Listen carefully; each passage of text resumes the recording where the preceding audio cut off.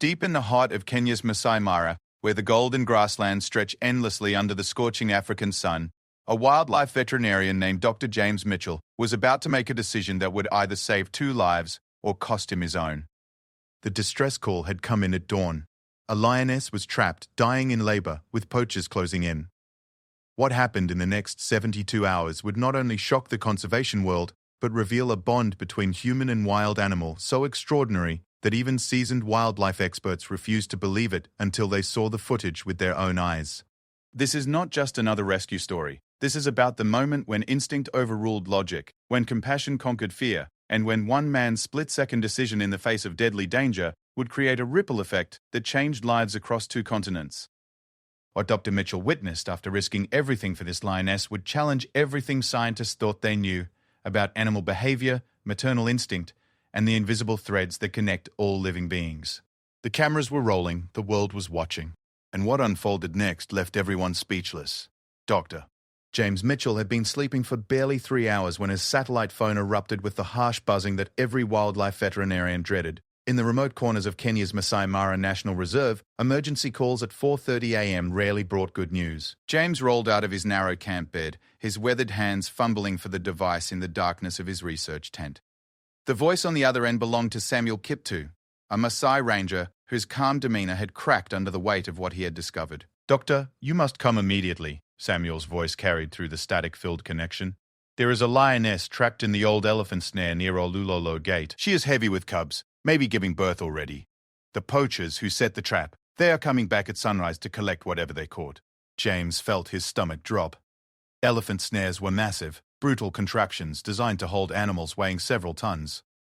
For a pregnant lioness to be caught in one meant she was likely severely injured, probably dying, and any cub she was carrying would die with her. The poaching element made everything infinitely more dangerous. These weren't opportunistic local hunters looking for bushmeat. The snares near Olulolo Gate belonged to an organized syndicate that had been terrorizing the reserve for months, killing elephants for ivory and lions for their bones, which were sold to Asian markets for traditional medicine. "How far is she from the road?" James asked, already pulling on his field clothes and mentally calculating what equipment he would need. His partner, Dr. Sarah Chen, stirred in the adjacent sleeping area of their shared research tent. They had been conducting a long-term study on lion population dynamics in the Mara, and both had seen enough snare victims to know that time was the difference between life and death. 2 kilometers through thick bush," Samuel replied. "The terrain is bad. We cannot get the vehicle close. Doctor, there is something else. This lioness, she is not from the local pride. Her markings, her size, I think she might be Sala." James stopped moving. Sala was legendary among the researchers and rangers who worked in the Mara. She was a massive female, nearly 350 pounds, with distinctive scars across her left shoulder from a territorial fight years earlier. More importantly, Sala had been fitted with a GPS collar as part of their research project 3 years ago. The collar had stopped transmitting 6 months earlier, and they had assumed she had died or moved far outside their study area. If this trapped lioness was indeed Salah, she represented years of behavioral data and genetic lineage that would be irreplaceable if lost. Dr. Paya, Sarah Chen, was fully awake now, listening to the conversation with growing concern. She had been the one to originally dart and collar Salah, spending weeks earning the lioness's trust through careful observation.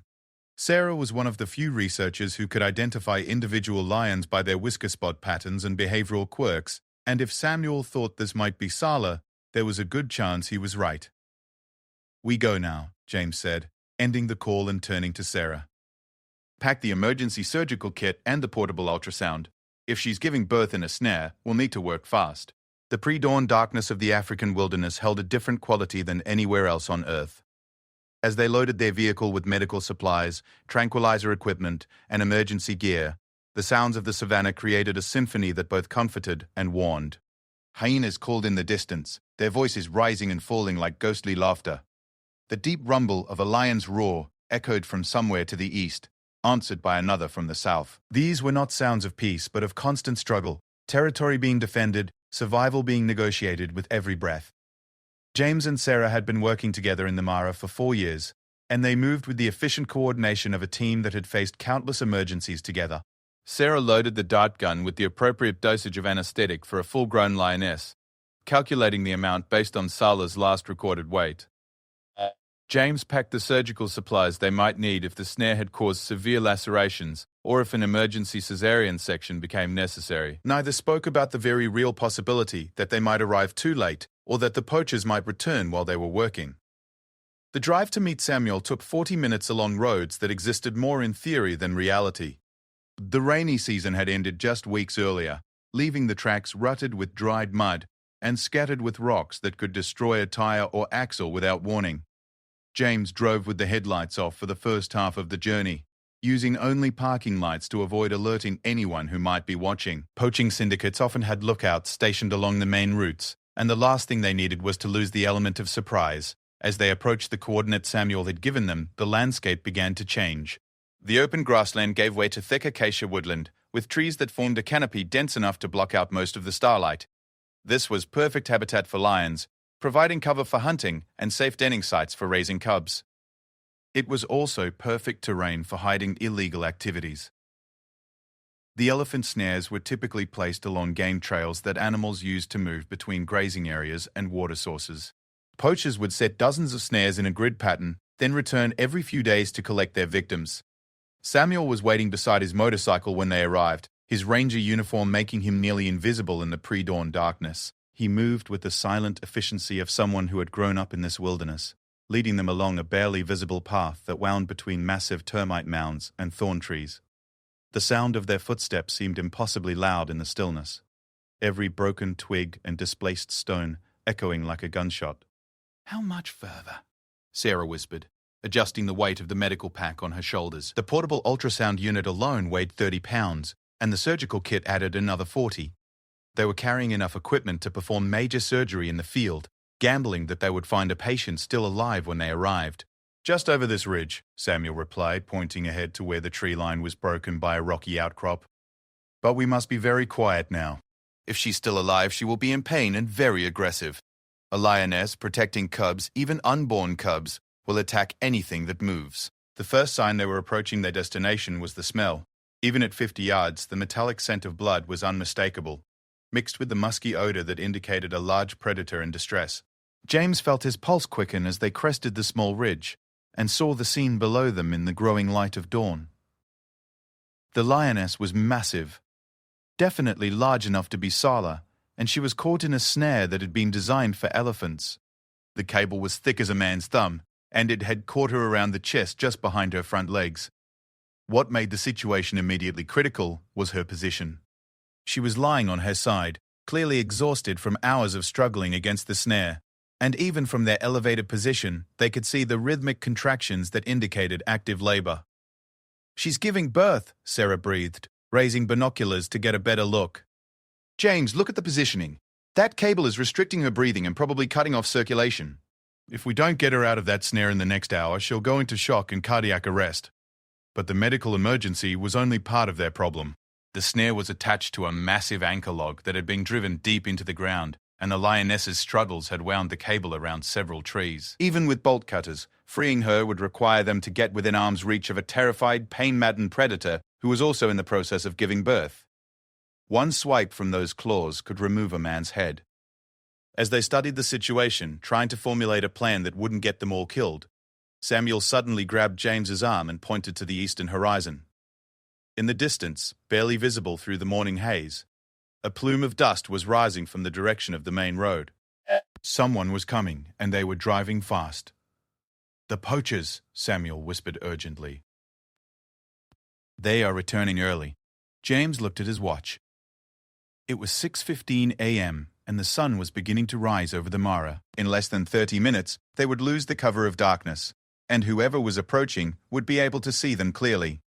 They had three choices: retreat and abandon the lioness to her fate, attempt a rushed rescue that would probably result in the animal's death from anesthetic overdose, or stand their ground and hope that the approaching vehicle contained rangers rather than armed poachers. Dr. Sarah Chen made the decision for all of them. She was already loading the dart gun with a full dose of anesthetic, her movements calm and deliberate despite the approaching danger. "We didn't come this far to give up now," she said quietly. "James, you and Samuel prepare the bolt cutters and surgical kit. I'm going to dart her before those vehicles get any closer." The lioness had been watching them since they arrived, her yellow eyes tracking their movements with the calculating intelligence that made lions such effective predators. She was clearly exhausted, her breathing labored and her movements weak, but she was still very much alive and very much dangerous. As Sarah approached with the dart gun, raising it slowly to avoid any sudden movements that might trigger an attack, the lioness gathered herself and let out a roar that echoed across the wilderness like thunder. It was a sound of pure defiance, a declaration that despite being trapped, despite being in agony, despite facing death in the wilderness she had ruled for 7 years, Sala was still a lioness, and she would not go quietly. The roar carried for miles across the savannah, and somewhere in the distance it was answered by other lions, a haunting chorus that reminded everyone present that they were not alone in this vast wilderness. Sarah steadied the dart gun, took careful aim for the heavy muscle mass of the lioness's hip, and squeezed the trigger. The dart flew true, embedding itself with a soft thunk that seemed impossibly small, considering what it set in motion. Now they had perhaps 10 minutes before the anesthetic took full effect, 10 minutes to cut through the cable and prepare for whatever surgical intervention might be necessary. And in the distance, growing steadily louder, the sound of approaching engines meant that their time was running out, faster than they had planned. The anesthetic worked faster than Sarah had expected, probably because the lioness was already weakened from hours of struggle and blood loss. Within 6 minutes, Sala's massive frame had gone limp, her breathing steady but shallow. The sound of approaching vehicles was getting louder, and James estimated they had perhaps 20 minutes before whoever was coming would arrive at their location. 20 minutes to cut through an elephant snare, assess the lioness's injuries, and potentially deliver cubs that might already be in distress. Samuel worked the bolt cutters with the efficiency of someone who had freed dozens of animals from similar traps. The cable was designed to hold a 5-ton elephant, and each strand required multiple cuts to sever completely. Sparks flew as the steel jaws bit through the metal, and the sound of snapping cables seemed to echo across the wilderness like gunshots. James and Sarah worked simultaneously, with James examining the snare wounds while Sarah prepared the portable ultrasound to assess the condition of any cubs. "The cable is cut deep," James reported, his hands gentle as he probed the wounds around Sala's chest. "It's gone through the skin and into the muscle tissue, but I don't think it's hit any major blood vessels. She's lost blood, but not enough to be immediately life-threatening." He paused, his expression growing more concerned as he continued his examination. "But there's significant tissue damage around her ribs. This cable has been cutting into her for hours, maybe longer. The snare had been a particularly cruel trap, designed not just to hold an animal, but to cause increasing damage the more the victim struggled. As Sala had fought to free herself through the night, the cable had worked deeper into her flesh like a garrote, cutting off circulation and causing tissue death in the surrounding areas. The fact that she was still alive was testament to her incredible physical condition and determination to survive." Sarah had the ultrasound unit powered up and was running the probe along Sala's distended abdomen. The small screen flickered to life, showing the ghostly images that would reveal whether the cubs inside were still alive. What she saw made her catch her breath. "James, look at this. 3 cubs, and they're all showing strong heartbeats. But their positioning is wrong. 2 of them are presenting breach, and the largest one is blocking the birth canal." This was every wildlife veterinarian's nightmare scenario. The cubs were alive but trapped in a birth position that would kill them and their mother if not corrected immediately. Under normal circumstances, this would require an emergency cesarean section in a fully equipped veterinary hospital. Here, in the middle of the Kenyan wilderness with armed poachers approaching, they would have to attempt the surgery with portable equipment while kneeling in the dirt. The sound of the approaching vehicles had grown loud enough that they could distinguish individual engines. Samuel, who had finished cutting through the last strand of the snare cable, held up 3 fingers and pointed toward the sound. 3 vehicles, moving fast and in formation. This was definitely not a coincidence or a group of early morning tourists. The organized nature of their approach suggested these were the poachers returning to check their traps, and they would be armed and dangerous. "How long do we have?" James asked, already laying out surgical instruments on a sterile cloth. The decision had been made without discussion. They would not abandon Sala and her cubs, regardless of the risk to themselves. Sometimes the work of conservation required people to make choices that seemed insane to outside observers, but were absolutely necessary to those who understood what was at stake. 10 minutes, maybe 15, if they stopped to check other snares first, Samuel replied, scanning the horizon with binoculars. "But doctor, these are not the small-time poachers we usually deal with. The vehicle pattern, the coordination, this is a professional operation. They will have automatic weapons and no hesitation to use them against anyone who interferes with their business." Sarah was already preparing the anesthetic that would keep Sala unconscious during the surgery. The delicate balance required giving her enough sedation to prevent her from waking up and injuring everyone around her, while not giving so much that it would harm the cubs or prevent Sala from recovering afterward. With the stress of being trapped, the blood loss from her injuries, and the trauma of difficult labor, Sala's system was already pushed to its limits. "I need both of you to assist," James said, his voice steady despite the circumstances. "Sarah, you monitor her vital signs and the ultrasound. Samuel, you watch for the vehicles and give us updates on their position. I'm going to attempt to reposition the cubs manually first. If that doesn't work, we'll have to do an emergency cesarean." The manual repositioning of cubs during a difficult birth was a procedure that required years of experience and an intimate knowledge of lion anatomy. James had performed it perhaps a dozen times in his career, always in the controlled environment of a research facility, with backup equipment and veterinary staff. Here, working in the field with minimal equipment and a time limit measured in minutes, the margin for error was essentially zero. James positioned himself at Sala's rear and began the delicate process of trying to manipulate the cubs into a proper birth position through external pressure and careful internal examination. The largest cub, a male based on what he could determine, was positioned head first, but had become wedged against his siblings in a way that prevented any of them from moving through the birth canal. The two smaller cubs, likely females based on their size, were both in breech position, which meant their rear ends were positioned to emerge first. "Vehicles have stopped," Samuel reported quietly, never taking his eyes off the horizon. "They are approximately 2 kilometers away. Checking the snare line that runs along the riverbank. We have perhaps 8 minutes before they reach this location." Sarah monitored the ultrasound screen, calling out the cubs' vital signs as James worked.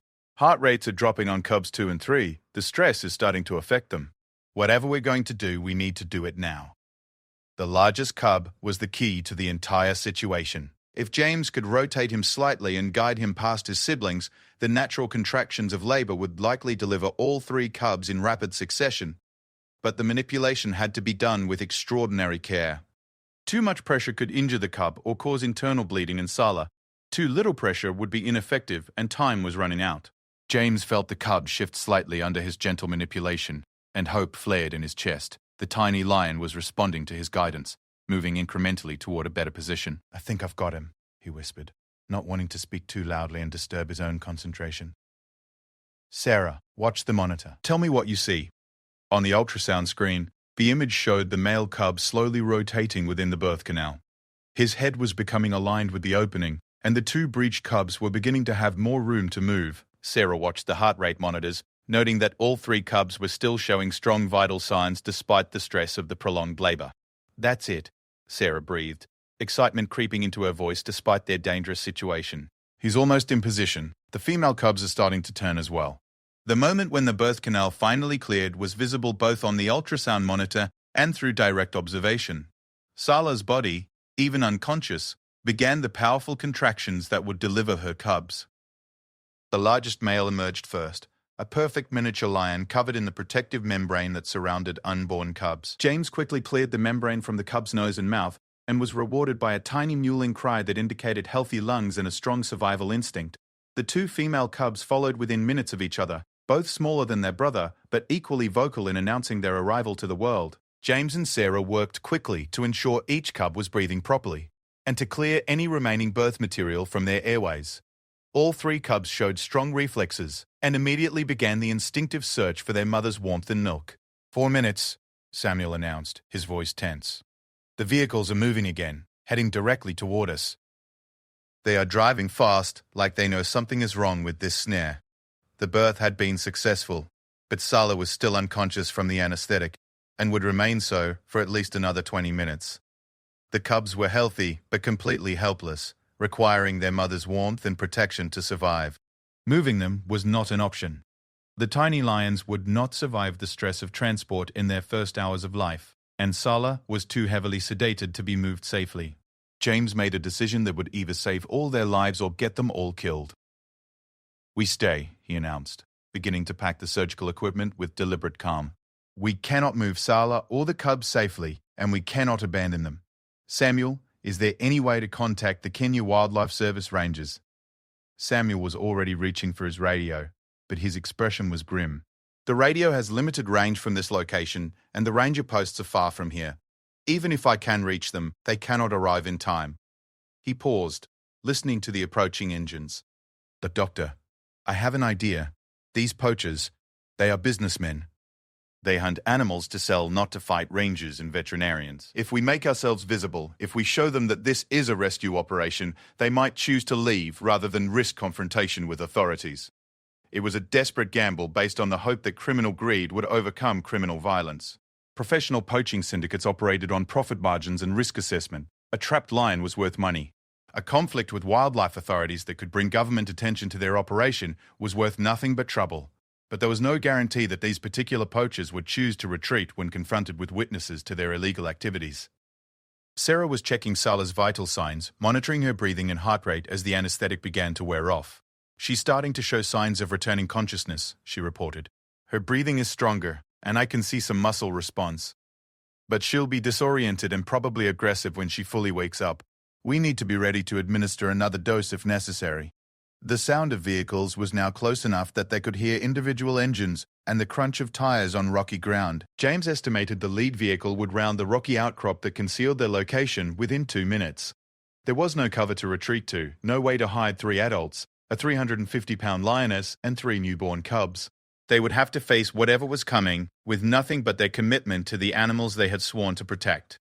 James picked up the dart gun and loaded it with a fresh anesthetic cartridge. Not to use on Sala, but as a defensive weapon if the approaching poachers proved hostile. A dart gun was hardly a match for automatic weapons, but it might provide enough surprise to allow them to escape if the situation turned violent. Samuel drew a long knife that he used for cutting snares, while Sarah positioned herself protectively near the cubs. The first vehicle appeared around the rocky outcrop exactly when James had predicted, followed closely by 2 others. They were modified pickup trucks with reinforced bumpers and cargo areas filled with equipment that was clearly designed for large-scale poaching operations. The vehicle stopped approximately 50 yards away, and armed men began emerging from each truck with the professional coordination that marked them as experienced and dangerous. James stood up slowly, making himself clearly visible, and raised his hands to show he was not holding a weapon. "We are veterinarians conducting a rescue operation," he called out in English, then repeated the message in Swahili. "This lioness was caught in your snare, and we have delivered her cubs. We have no interest in interfering with your other activities." For a moment that seemed to last forever, neither group moved. The poachers were clearly assessing the situation, trying to determine whether these 3 people represented a threat to their operation or simply an inconvenience to be eliminated. James could see at least 6 men, all carrying assault rifles, and he suspected there were more in the vehicles. Then something happened that no one had expected.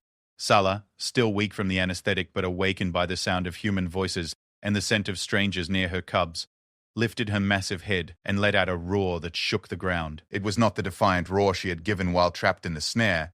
This was the sound of a mother lioness protecting her newborn cubs, a primal warning that carried the promise of death to anyone who threatened her offspring. The effect on the poachers was immediate and dramatic. Several men stepped backward involuntarily, and even their vehicles seemed to shrink away from the sound. They had come expecting to find a dead or dying animal caught in their trap. Instead, they found themselves facing a fully conscious lioness with 3 cubs, surrounded by people who had clearly demonstrated their willingness to risk everything to protect these animals. The standoff lasted exactly 43 seconds, though to everyone present it felt like an eternity. James could see the lead poacher, a tall man with tribal scarification marking his cheeks, speaking rapidly to his companions in a dialect that Samuel recognized but couldn't quite understand from this distance. The conversation was animated, with several of the armed men gesturing toward the lioness and her cubs, while others pointed at the veterinarians. It was clear that this situation had not been part of their morning plan. Sala had managed to lift herself into a semi-upright position, her massive frame still weak from the anesthetic, but her maternal instincts overriding everything else. The 3 cubs were pressed against her warm belly, instinctively seeking the protection and nourishment that only their mother could provide. Even from 50 yards away, the poachers could see that this was not just a trapped animal, but a family unit that had just expanded by 3 members. Samuel, who had remained perfectly still during the initial confrontation, suddenly spoke in a low voice that only James and Sarah could hear. "Doctor, I recognize the leader. His name is Koitamet Ole Sankele. He is Maasai, like me, but from a clan that has turned to poaching because their traditional grazing lands were destroyed by drought. He is not a cruel man, but he is desperate. This information changed everything about how James understood their situation. These were not international ivory smugglers or professional wildlife criminals. They were local people, driven to poaching by circumstances that had left them few alternatives for survival. The distinction mattered because it meant there might be room for negotiation rather than inevitable violence. James made a decision that went against every safety protocol he had ever learned. He set down the dart gun and walked slowly toward the group of armed men, his hands visible and empty. Behind him, he could hear Sarah drawing in a sharp breath of concern. But he continued walking until he was close enough to speak without shouting. "Jambo Mezi," James said, using the respectful Swahili greeting for an elder. "I am Dr. James Mitchell. I work with the Kenya Wildlife Service to protect animals in this reserve. This lioness was caught in your snare, and we have helped her give birth to 3 cubs. They are healthy, but they cannot be moved for several days." Koitamet studied James with intelligent eyes that had seen too much hardship for a man who appeared to be in his 40s. His clothing was worn but clean, and his weapons were well maintained, suggesting that while he might be driven by desperation, he was not careless or unprofessional. When he spoke, his English was heavily accented but clear. "Doctor, you have interfered with our livelihood," Koitamet said, his voice carrying neither anger nor threat, just statement of fact. "This snare was set for elephants, not lions, but any animal we catch is money for our families. 3 cubs and their mother. This represents significant value in the right markets." James felt his stomach tighten at the casual mention of selling the lions, but he forced himself to remain calm and focused on finding a solution that would work for everyone. "I understand your situation, and I respect the difficulty of providing for families in these times. But I have a proposal that might benefit everyone involved." The other poachers had moved closer to hear the conversation, their weapons still ready but no longer directly threatening. James noticed that several of them were very young, probably teenagers, and their equipment was a mixture of modern firearms and traditional hunting tools. These were people caught between 2 worlds, traditional pastoralists who had been forced into illegal activities by changing environmental and economic conditions. "The Kenya Wildlife Service pays rewards for information that leads to the protection of endangered animals," James continued, pulling out his satellite phone. "If you help us ensure these lions remain safe until they can be relocated to a protected area, I can arrange a payment that would exceed what you could earn by selling them to poachers." This was not entirely true, at least not in the immediate sense. The Kenya Wildlife Service did have programs that paid local communities for conservation efforts, but arranging such payments usually took weeks of paperwork and bureaucratic approval. However, James had contacts in several international conservation organizations that maintained emergency funds for exactly this type of situation. If he could buy time for the cubs to grow strong enough for transport, he could almost certainly arrange compensation for Koitame and his men. Koitamet was clearly considering the proposal, but one of his younger companions spoke up in rapid Maasai, his voice agitated. Samuel translated quietly for James. "The young one says they cannot trust government promises, that authorities have lied to their people before. He wants to know why they should believe you when you have no power to guarantee payment." It was a fair question, and one that struck at the heart of the complex relationship between conservation efforts and local communities throughout East Africa. Many pastoralist groups had been promised compensation or alternative livelihoods in exchange for supporting wildlife protection, only to be disappointed when funding disappeared or bureaucratic delays left families without support. James pulled out his wallet and removed a thick roll of Kenyan shillings, money he had intended to use for equipment purchases and research expenses over the next month. It represented nearly his entire operational budget, but he handed it to Koitamet without hesitation. "This is what I can pay immediately," he said. "It is not enough to replace the income you expected from today's hunting, but it is a sign of good faith. If you help us protect these lions, I guarantee that more money will follow." The gesture seemed to surprise Koitamet, who examined the money carefully before speaking with his companions. The conversation was longer this time, with several different voices expressing different opinions. James could see that the group was not unified in their response to his offer, and he realized that Koitamet might not have absolute authority over the others. While the poachers debated, Sarah had been monitoring Salah's condition and was becoming increasingly concerned about the lioness's behavior. Rather than settling down to nurse her cubs as would be expected after giving birth, Salah remained alert and agitated, her head turning constantly to track the movements of the humans around her. Her breathing was still labored, and there were signs that she might be experiencing complications from the difficult birth. "James," Sarah called softly, "I need you to see this." Her breathing pattern suggests possible internal bleeding, and she's showing signs of post-birth stress that could indicate infection. We may need to administer antibiotics and additional pain medication, but I can't do that safely with all these people around. The medical situation was becoming as critical as the diplomatic one. Sulla had survived the snare, the difficult birth, and the stress of being surrounded by strangers, but her body had been pushed to its absolute limits. Without proper veterinary care in the next few hours, she could still die, leaving 3 orphan cubs that would have no chance of survival in the wild. Quatermain seemed to reach a decision. He spoke briefly to his men, then walked toward James with the expression that was difficult to read. "Doctor, we will make an agreement with you," he said, "but not because of your money, and not because of government promises. We will help because this Lioness, she fought to protect her cubs, even when she was dying. This is the behavior of a true mother, and it deserves respect." James felt a surge of relief and gratitude that almost overwhelmed him. "What do you need from us?" he asked. "First, you will give us your word that you will not report our presence here to the authorities unless we break our agreement with you," Quatermain said. "Second, when the cubs are old enough to be moved, you will ensure they are taken to a place where they will be truly safe, not to a zoo or research facility where they will live in cages." The first condition was technically asking James to withhold information about criminal activity from law enforcement, something that violated both his legal obligations and his personal ethics. The second condition was actually easier to agree to, since relocating the lions to a proper wildlife preserve had always been the plan. "I agree to both conditions," James said, making a decision that he knew might have serious consequences for his career, but was absolutely necessary for the welfare of the animals. "Can your men help us create a safe perimeter while we provide medical care? The Lioness needs treatment that will require us to get very close to her." What happened next surprised everyone, including Quatermain. The young man who had earlier expressed skepticism about trusting government promises stepped forward and spoke directly to James in broken English. "I know animals," he said. "My grandfather was a great hunter before the parks were made. I can help you with the Lioness if you show me what to do." The offer came from Lioness, who appeared to be about 19 years old and carried himself with the confidence of someone who had grown up in close contact with wildlife. Samuel recognized him as a member of a clan that had produced several famous traditional hunters, men who had understood animal behavior so intimately that they could predict the movements of entire herds.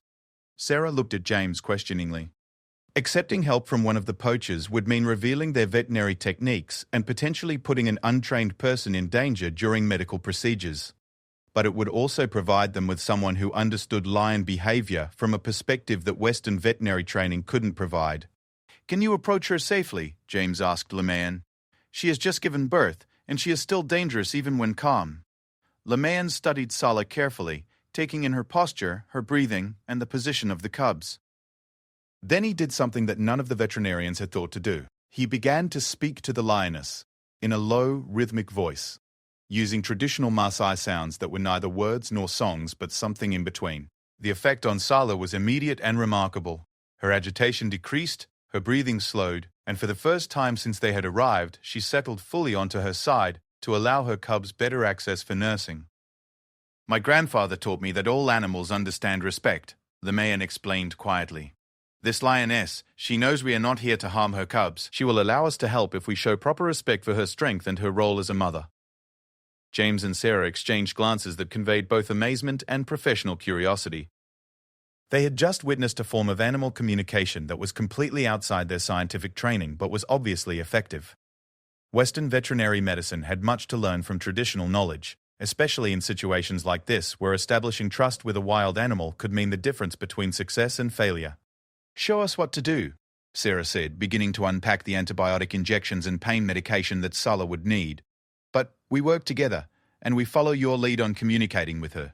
The next hour became an extraordinary collaboration between traditional African wildlife knowledge and modern veterinary science. Lioness continued his quiet communication with Sulla while James and Sarah administered the medications she needed. The Lioness remained calm throughout procedures that should have required heavy sedation, seeming to understand that these humans were trying to help rather than harm her. The other poachers formed a protective perimeter around the work area, their weapons now directed outward to watch for other threats rather than inward toward the veterinarians. Quatermain used his radio to communicate with other members of his network, apparently calling off any additional poaching activities in the immediate area.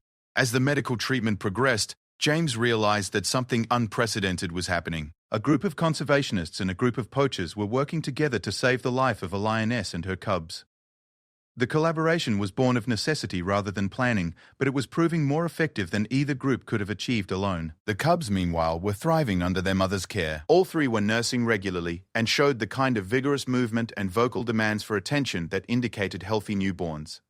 The largest male had already begun to show the assertive personality that would serve him well if he survived to adulthood. The two females were smaller but equally vocal, and all three cubs showed the strong reflexes that would be essential for survival in the wild. By mid-morning, Salah's condition had stabilized significantly. The antibiotics were addressing any potential infection from her injuries, the pain medication was allowing her to rest and focus on caring for her cubs, and the stress reduction techniques that Lioness had demonstrated were keeping her calm despite the presence of so many humans. But their temporary alliance was about to be tested in ways that none of them had anticipated. Samuel, who had been monitoring radio communications from his position on the perimeter, suddenly signaled for James to join him. His expression was grim as he pointed toward the southern horizon, where a cloud of dust indicated approaching vehicles. Kenya Wildlife Service Rangers, Samuel reported quietly. A full patrol, maybe 8 or 10 officers, and they are moving fast. Someone must have reported the poaching activity in this area. The irony was not lost on anyone. The very authorities that James worked with, the people who should be their allies in protecting wildlife, were approaching in a way that could destroy everything they had accomplished. If the Rangers arrived and found poachers with weapons surrounding a veterinary team, they would almost certainly assume the worst and respond with force. The collaboration that had saved Salah and her cubs could end in violence that would accomplish nothing except destroying the trust that had been so carefully built. The approaching dust cloud meant James had approximately 15 minutes to prevent what could become a deadly misunderstanding. The Kenya Wildlife Service Rangers approaching their location would be armed and operating under the assumption that they were responding to a poaching incident. Finding a group of armed men surrounding veterinarians and a lioness with cubs would naturally lead them to conclude that a hostage situation was in progress. Their training would dictate an aggressive response designed to neutralize threats and rescue the assumed hostages. James understood that he had to make a choice that would define not only the immediate outcome, but potentially influence conservation efforts in this region for years to come. He could identify himself to the approaching rangers and allow them to arrest Koitamet and his men, which would end the poaching threat but also destroy any possibility of future cooperation. Alternatively, he could attempt to protect the poachers who had helped save Salah and her cubs, risking his own professional reputation and potentially violating his legal obligations. "Koitamet," James called quietly. "Your men need to leave now. Take your weapons and vehicles and go. The Rangers cannot find you here." But Koitamet shook his head, his expression resolute. "Doctor, if we run now, we look guilty of crimes against you and the Lioness. The Rangers will hunt us, and our families will suffer. Better to face them with truth than to hide with lies." This response revealed something about Koitamet's character that James had not fully appreciated. Despite being involved in illegal activities, the Maasai leader operated according to a moral code that valued honor and truthfulness over simple survival. He was willing to risk arrest rather than betray the trust that had developed between his group and the veterinarians. Lamayan, who was still maintaining his quiet communication with Salah, looked up from where he knelt beside the lioness. "Doctor, there is another way. My cousin works for Kenya Wildlife Service as a guide. If I call to the rangers in Maasai, they will know we are local people, not foreign poachers. They will listen before they shoot." It was a desperate plan that relied on cultural recognition and family connections, but it might work. The Kenya Wildlife Service employed many local people as guides and trackers, and rangers were trained to work with indigenous communities. If Lamayan could establish his identity and family connections quickly enough, it might prevent the immediate assumption of hostility. Sarah, who had been monitoring Salah's vital signs throughout the crisis, suddenly spoke with urgent concern. "James, we have a bigger problem. Her temperature is spiking, and her breathing is becoming irregular again. I think she's going into shock, possibly from internal bleeding we missed earlier. If we don't get her to a full medical facility within the next hour, we could lose her, and potentially the cubs as well." The medical emergency was escalating at the worst possible time. Salah had appeared to stabilize after their field treatment, but the stress of the prolonged situation, combined with the lingering effects of her injuries and the trauma of giving birth in a snare, was overwhelming her system. The cubs were healthy, but they were completely dependent on their mother for survival. If Salah died, the cubs would follow within hours, unless they could be transported immediately to a facility equipped for hand-raising lion cubs. The sound of approaching vehicles was now clearly audible, and James could distinguish the distinctive engine sounds of the modified Land Rovers that the Kenya Wildlife Service used for anti-poaching patrols. He estimated they had perhaps 5 minutes before the rangers would be close enough to see their group clearly. "Sarah, prepare an emergency stimulant injection," James ordered, making rapid decisions under pressure that would have been impossible in a normal veterinary setting. "If she's going into shock, we need to stabilize her cardiovascular system immediately. Limayan, can you keep her calm while we administer the injection? And Koitamet, I need your men to help us prepare for immediate transport." The next few minutes became a blur of coordinated activity that demonstrated how effectively the unlikely alliance had learned to work together. Limayan continued his quiet communication with Salah while Sarah prepared the emergency medications. Koitamet directed his men to clear a path for vehicle access to the Lioness's location, while Samuel prepared to signal the approaching rangers. James administered the stimulant injection with hands that remained steady despite the pressure of the situation. Salah's response was immediate but concerning. Her heart rate increased and her breathing became more regular, but she also became more agitated, lifting her head and looking around with the kind of alertness that suggested the medications were affecting her neurological system, as well as her cardiovascular function. "The injection is working, but she's becoming more aware of all the activity around her," Sarah reported, watching the portable monitors that tracked Salah's vital signs. "We need to either sedate her for transport or move everyone away from her immediate area.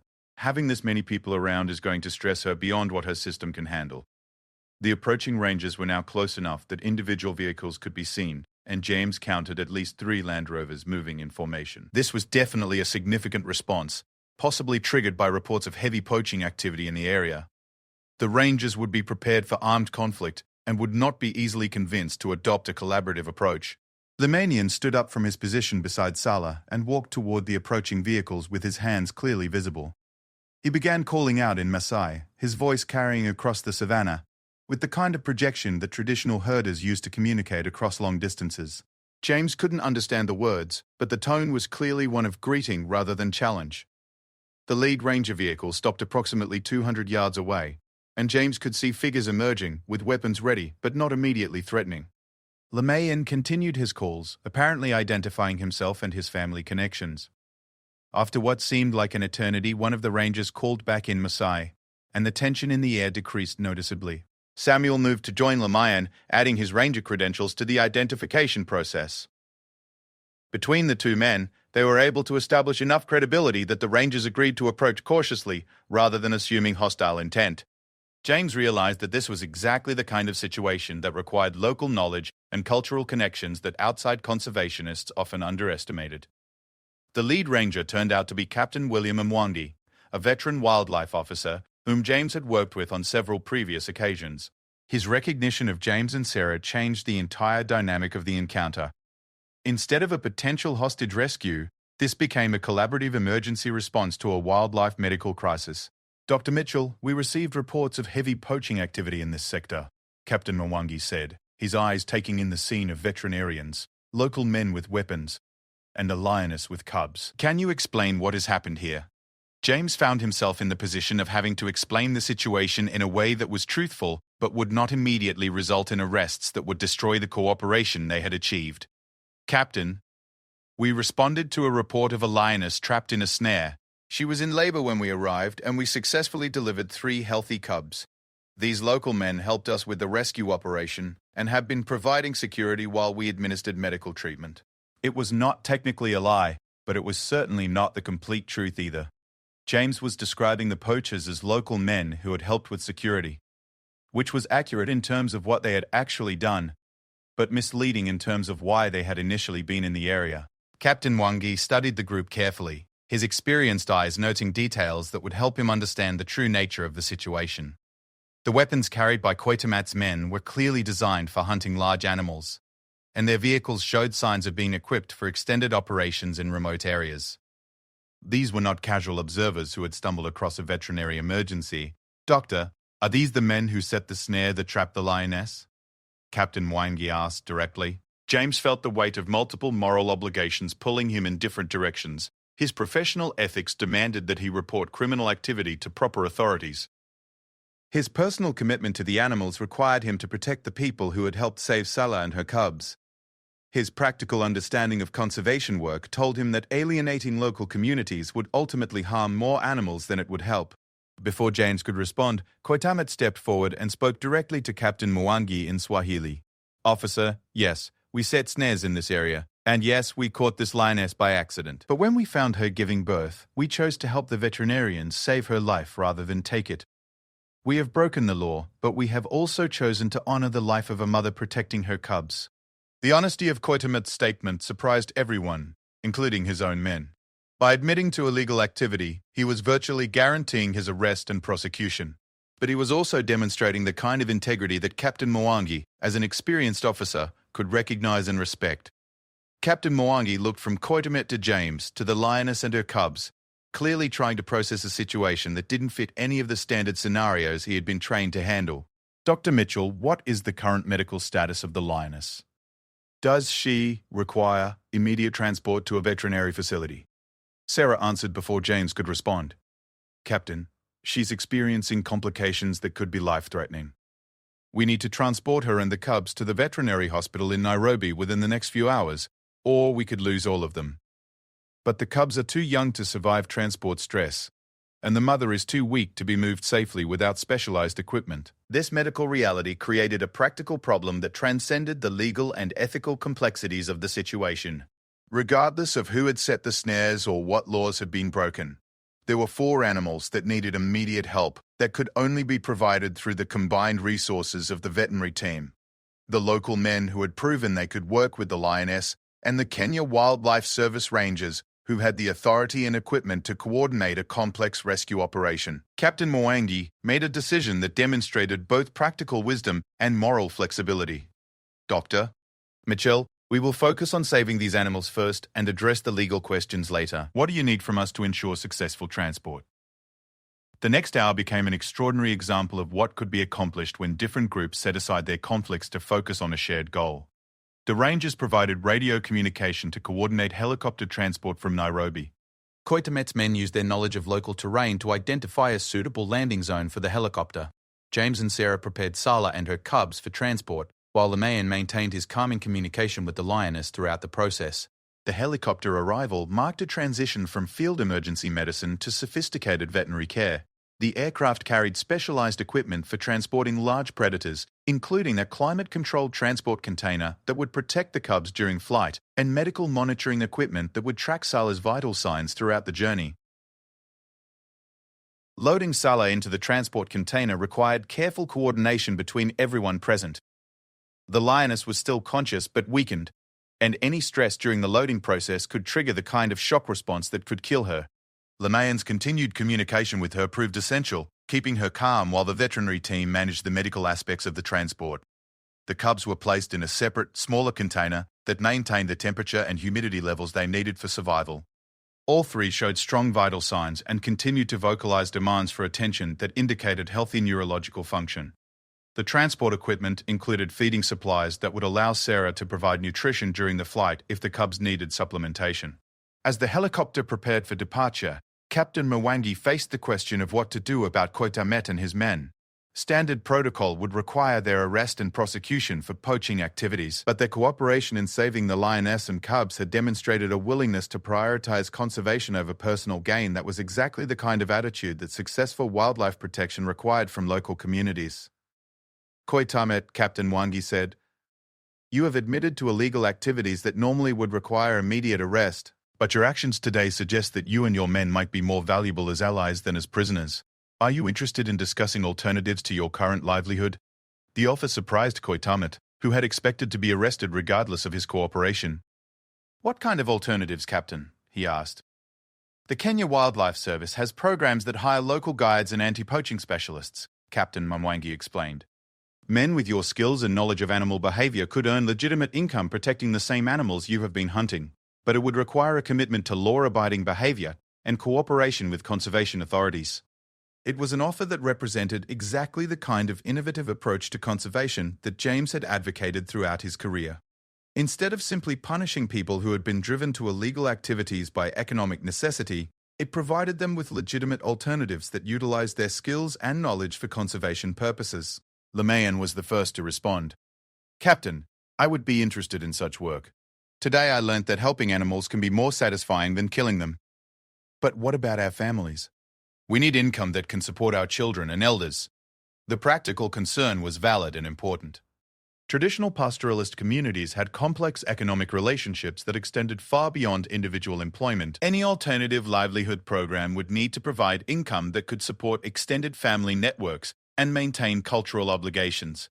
As the helicopter departed with Sala and her cubs, carrying them toward the veterinary facilities that could provide the intensive care they needed, James realized that the events of this day had created possibilities that extended far beyond the immediate rescue operation. The collaboration between veterinarians, poachers, and rangers had demonstrated that conservation goals could be achieved through cooperation rather than conflict, but only when all parties were willing to set aside preconceptions and work toward shared objectives. 6 weeks after the rescue operation that had begun with a desperate emergency call at dawn, Dr. James Mitchell stood in the observation area of the Nairobi Animal Orphanage, watching Sala nurse her 3 cubs in a spacious enclosure that had been specially designed for recovering lions. The transformation was nothing short of miraculous. The lioness who had been dying in an elephant snare was now a picture of maternal contentment, her cubs growing strong and healthy under her attentive care. The medical recovery had not been without complications.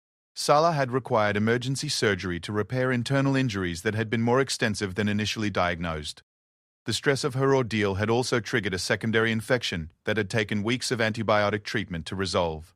But throughout the entire recovery process, her dedication to her cubs had never wavered. Even when weakened by surgery and medication, she had continued to nurse and protect them with the fierce determination that had enabled her to survive in the wild for 7 years. The 3 cubs, now 6 weeks old, had developed distinct personalities that delighted everyone who worked with them. The largest male, whom the veterinary staff had nicknamed Simba despite the obvious cliché, showed the bold confidence that would serve him well as a future pride leader. He was the first to explore new areas of their enclosure, the first to investigate unfamiliar sounds, and the most vocal in demanding attention from his mother. The 2 females had been named Nala and Sarabi by popular vote among the staff, and they displayed the intelligence and cooperative behavior that made lionesses such effective hunters and mothers. Dr. Female, Sarah Chen, had documented every aspect of their development with a thoroughness that would make their case study valuable for wildlife veterinarians worldwide. The cubs had reached all the normal developmental milestones despite their traumatic entry into the world, suggesting that proper medical intervention could successfully address even severe birth complications in wild lions.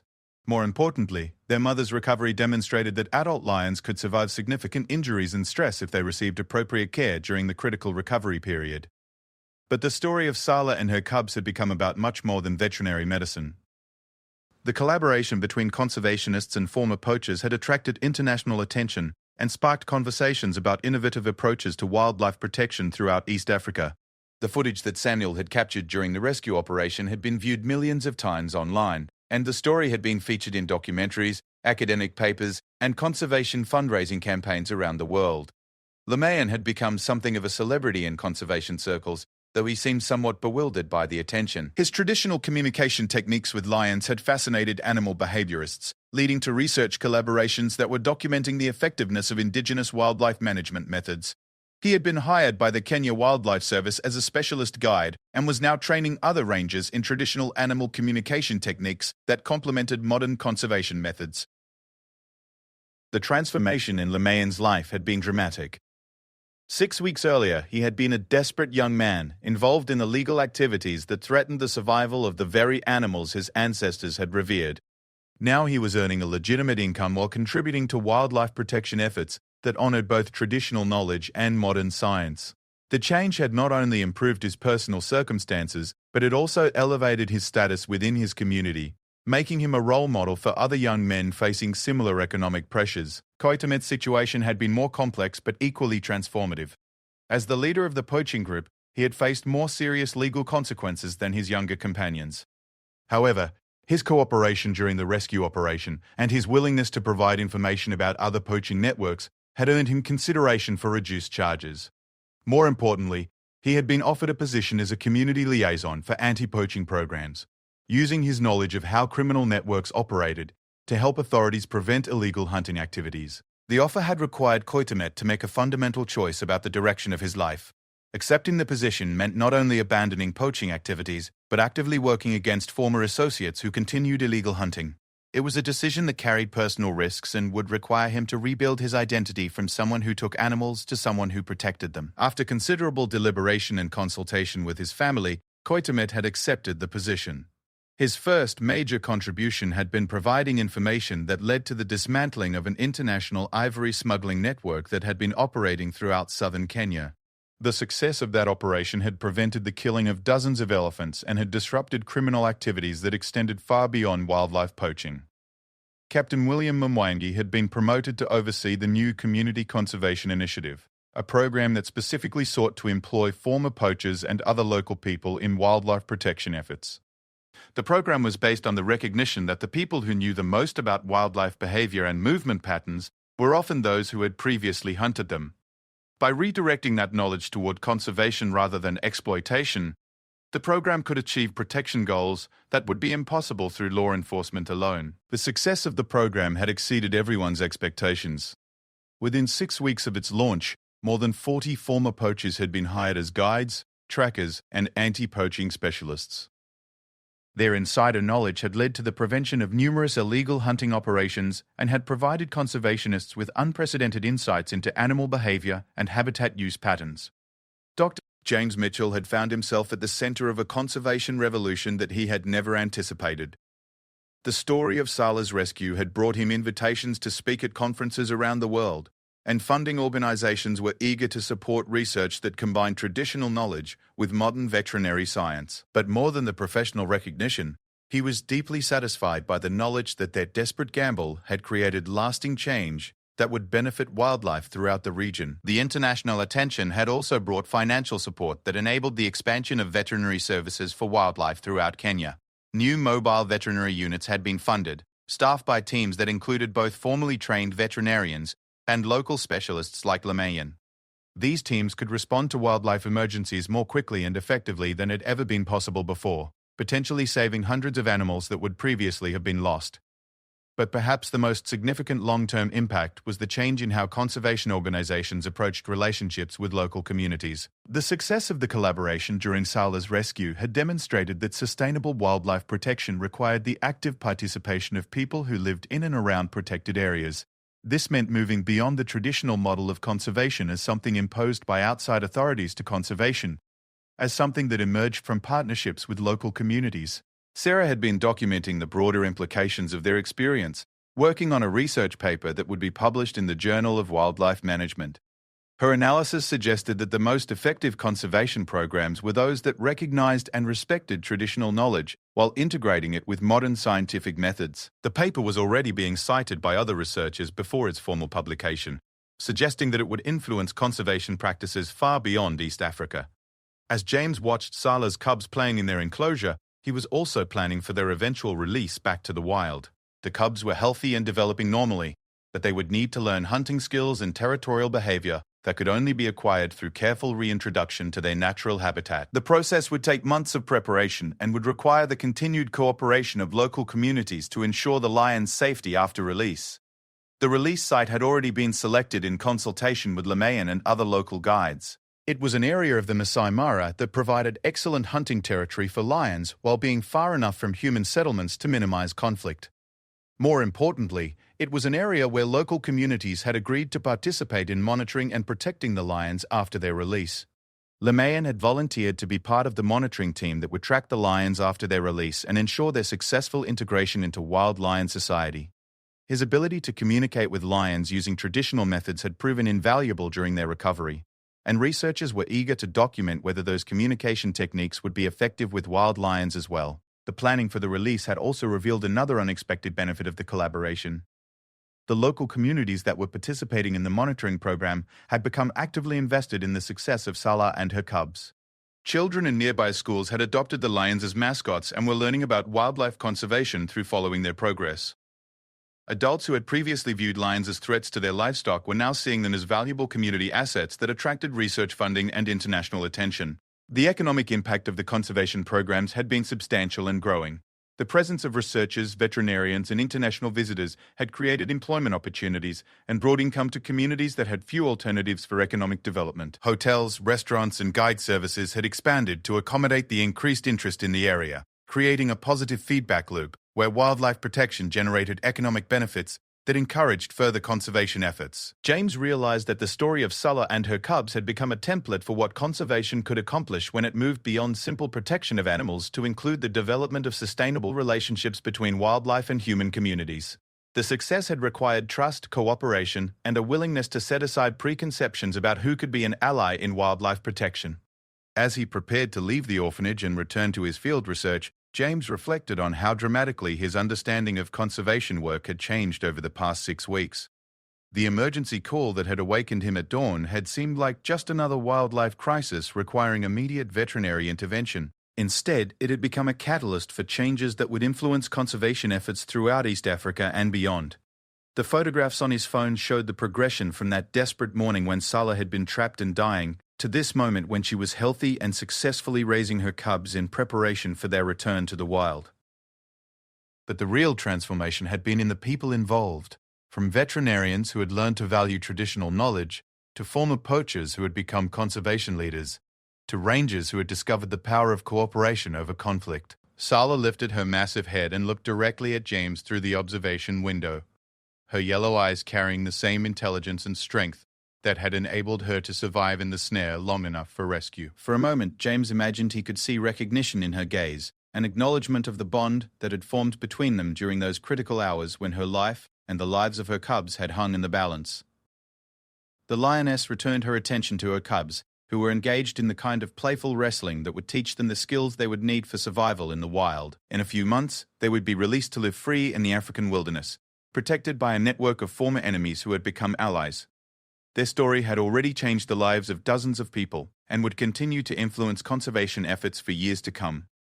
As James walked away from the orphanage, his satellite phone buzzed with another emergency call. Somewhere in the vast wilderness of East Africa, another animal was in crisis, and another opportunity for conservation cooperation was about to begin.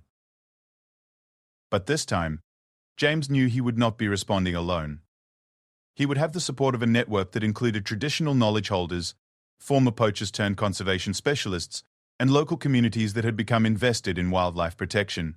The story of Sulla and her cubs had proven that the most effective conservation efforts emerged not from conflict but from collaboration, not from exclusion but from inclusion, and not from imposing solutions but from building partnerships. It was a lesson that would guide wildlife protection efforts throughout Africa and around the world, ensuring that the legacy of one lioness's struggle for survival would continue to save lives for generations to come. The cubs would carry that legacy forward, not just in their genes, but in the changed world they would inherit, a world where the ancient wisdom of traditional cultures worked alongside modern science to ensure that wild places remained wild and free, creatures remained free. Their story had begun with a snare and a desperate rescue, but it would continue with hope, cooperation, and the knowledge that when people choose to work together, even the most impossible challenges can be overcome.